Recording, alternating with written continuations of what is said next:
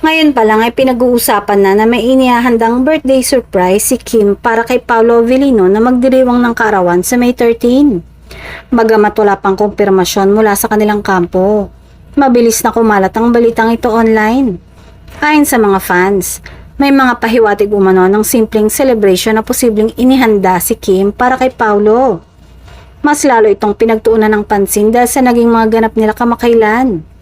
Dagdag pa ng ilang netizens, tila intimate celebration lang ang posibleng mangyari kasama ang piling kaibigan at ilang taong malapit sa kanila sa industriya. Wala pang malinaw na detalye kung saan o paano ito isasagawa pero ang petsang May 13 ay naging trending na usapan na sa fandom. Samantala, nananatiling tahimik ang kampo ni Kim at Paolo tungkol dito lalo pat kilala si Paolo na hindi mahilig sa mga magarbong party o handaan.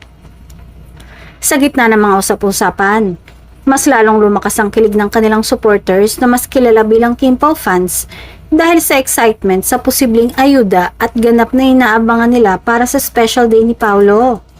Marami ang nag-aabang ng updates at clips kung sakaling may celebration nga.